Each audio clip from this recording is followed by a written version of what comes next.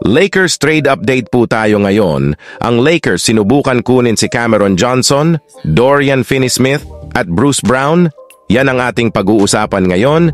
Pero kung bago ka pa lang po sa aking channel, pwede po bang mag-subscribe ka kung nagustuhan mo yung aking video?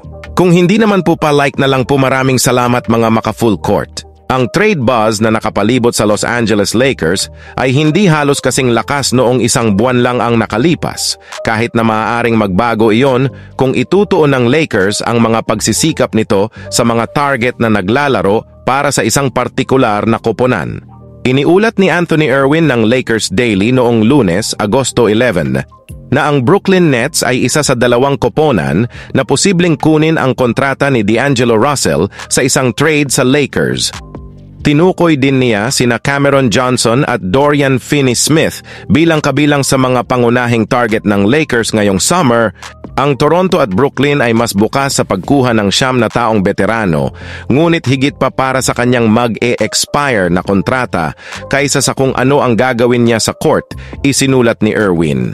Binanggit din ni Irwin si Bruce Brown ng Raptors bilang isang player ng interes sa Los Angeles, kahit na ang Nets ay may 2 piraso para sa Lakers na mapagpipilian at si Johnson ay malayo at ang pinaka-nakakaintriga na prospect sa 3. Ang Nets ay mga bona fide na nagbebenta pagkatapos na ipadala ang Mikal Bridges sa New York Knicks at malinaw na nilalayo nilang ibaba sa susunod na 2 taon na ang bawat isa ay hindi nagkataon na kasama ang mga mahuhusay na klase ng draft sa NBA.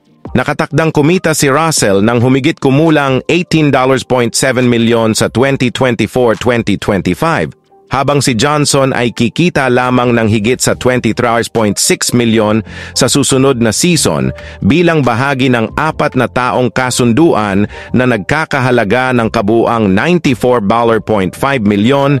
Iminungkahi ni Sean Deveney ng Heavy noong nakaraang buwan na maaaring isaalang-alang ng Lakers ang pag-target kay Johnson kung ang libreng ahensya ay hindi nagtagumpay para sa kanila. Idinagdag niya na dahil si Johnson ay isang mahusay na manlalaro, kahit na hindi isang bituin, maaaring magawa ng Los Angeles ang deal nang hindi isinusuko ang alinman sa mga nabibili nitong first-round picks, 2029-2031.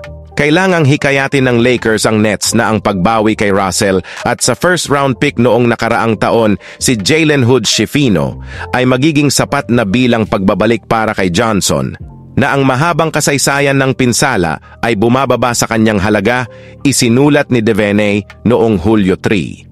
Ang Los Angeles ay mayroon ding 21 na taong gulang na shooting guard na si Max Christie sa mga libro nito para sa susunod na 4 na taon sa kabuuang $30 billion na maaari nilang isama sa isang hakbang bago ang deadline ng kalakalan sa Pebrero 6 sa susunod na taon.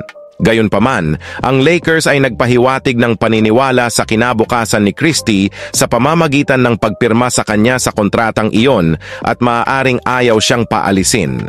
Ang stretch forward ay nagtataglay ng kombinasyon ng haba at shooting na kailangan para maging perpekto siya sa opensa ng Lakers na pinangunahan ni LeBron James, particular sa mga lineup kung saan si Anthony Davis ay gumaganap bilang sentro.